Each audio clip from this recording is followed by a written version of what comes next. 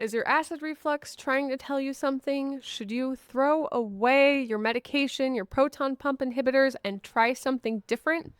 Today, we're going to talk about some hidden damages to using acid blockers when we have acid reflux, heartburn, or GERD. We're going to talk about what really might be going on inside and a completely new paradigm shift of understanding what's going on in the body and the best way to address it. I'm Lila. This is the Virtual Natural Healing Clinic, a space designed to help you claim your birthright to health and happiness. We give reliable information to cut through the noise and chaos of the internet and help you find what you're looking for, whether you're dealing with something chronic, complex, acute, or you just don't feel good. You're in the right place. So today, we are going to talk about proton pump inhibitors and acid reflux and GERD and heartburn because it is such a common issue. I see so many clients coming to me on medication, whether it's over the counter or prescribed by their doctors, for heartburn and acid reflux and GERD. And we are so missing the opportunity to help people instead of harm them when taking this approach. So a couple things to understand. Our body needs stomach acid, and it needs a lot of stomach acid, and it needs the stomach acid to stay in the right spot, right? We don't want stomach acid going where it's not supposed to go. But our body doesn't make stomach acid on purpose, and it certainly does not make too much of it. In fact, most cases are an issue with stomach acid being far too low. And stomach acid becomes low through our modern living, through chronic stress, through NSAID use, through antibiotic use, through eating processed American diets and too much sugar and things that don't jive well with our stomach. When this happens, when we have our body producing not enough stomach acid, what happens is actually really interesting. So, food is eaten, it goes down our esophagus and into our stomach. At the bottom of our esophagus, before the stomach, there's actually a sphincter. It's called the lower esophageal sphincter. And the stomach acid in our stomachs is what signals this sphincter to close once we are done eating. So we eat our food, it moves down into our stomach says, hey, the food is here, we're ready to digest it, we're going to close this sphincter off so the stomach acid can't flow upwards where we don't want it. But what happens is a couple things. One, the signal to tell the body to close the lower esophageal sphincter is broken because you know what the signal is? Stomach acid. Our body must have adequate levels of stomach acid to signal that sphincter to close to make sure we are blocking the pathway from the acid rising upwards. So if that happens, then we are good. We don't have stomach acid issues. We don't have heartburn. We don't have GERD. These things are not moving where they shouldn't be. But if that doesn't happen, things are out of place. So we need stomach acid, and we need enough stomach acid for our body to signal this mechanism to close so our food can digest properly and things stay where they're supposed to stay. Now, when we use heartburn medication, PPIs, proton pump inhibitors, what we are doing is giving our body something that is directly blocking the production of stomach acid. So the issue in the first place is low stomach acid. And what are we doing?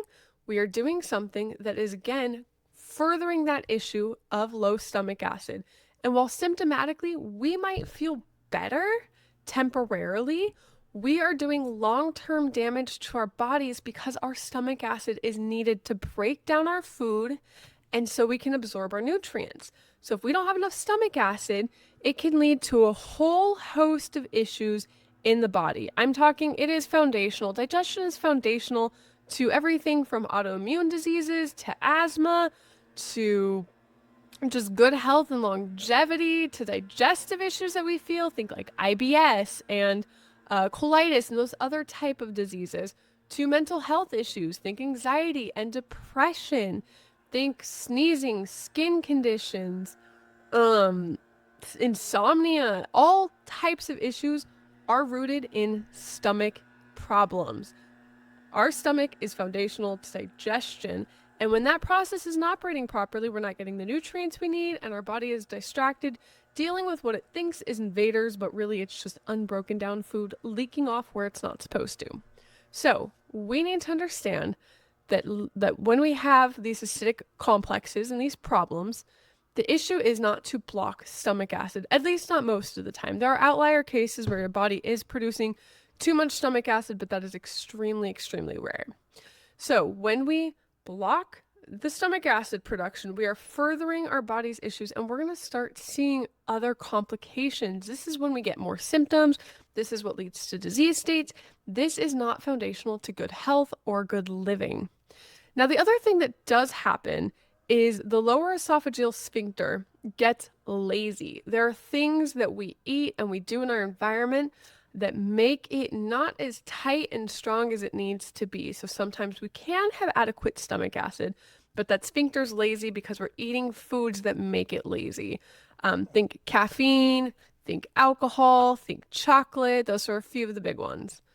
So we need to understand when we're dealing with any condition under the sun, the role that the body plays, the physiology plays into the condition. Because if we understand how the body works and it's interconnected, then we can see a whole new paradigm that helps us get results when your doctor can't get you results.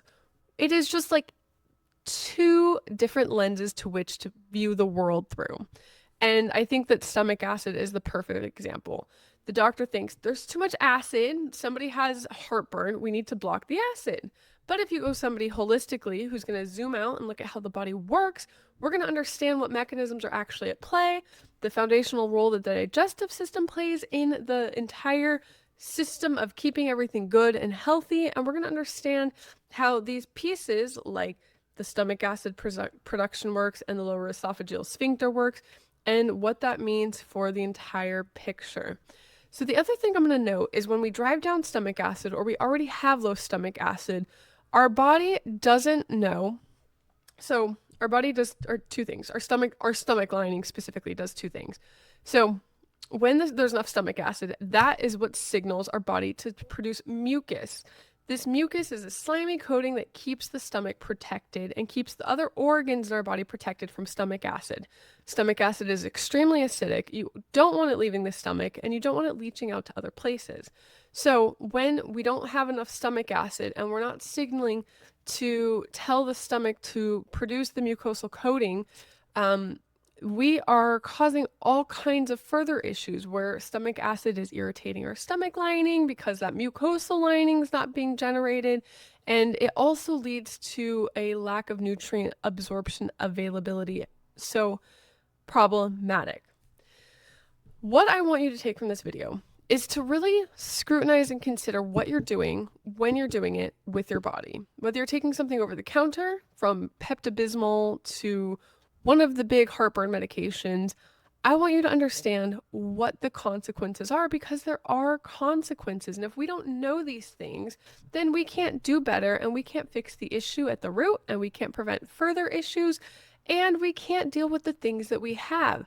So I hope this gives you a little bit of a new paradigm shift on what's going on in there and why you might want to throw away your heartburn medication and do something differently. And if you're interested in some alternatives, I will drop one here in the video, but I also really recommend working with the clinic or a practitioner to assess your specific case, because we are also unique and individual, that we have unique and individual needs. But one of my best go-tos for somebody dealing with chronic heartburn, we're trying to wean them off of their proton pump inhibitors, I use DGL Licorice, deglycyrrhizinated licorice in a chewable form. Can be used as needed. This is a licorice extract without some of the ingredients in it. But what it does is it's slimy and it coats the stomach and it helps protect everything, and it helps shut off the heartburn mechanism without depleting stomach acid. So we're going to get symptomatic relief without doing long-term damage, which is what we want until we can fix the root of the issue.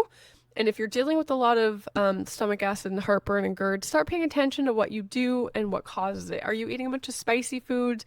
Are you eating a bunch of vinegar? Usually you can start making those connections. Is it triggered during stressful times? That's a big one. just getting aware of what you're doing in your lifestyle and your diet and your environment and what's causing the thing is going to be super helpful. Coffee, I also have to mention, is a big one because it irritates the gut lining and it weakens the lower esophageal sphincter. Okay, if you have questions, let me know. I invite you, if you're looking to figure out what to do next with your health, to take my free mini health assessment down below, where we will give you a high-level overview of what your health status is and what you should do for next steps. It's from an Ayurvedic kind of modern twisted perspective, and it's really cool. So I'm Lila. This is the Virtual Natural Healing Clinic, where we believe health and happiness are your birthright. It's time that you go claim it. Don't forget to like and subscribe. We'll see you next time.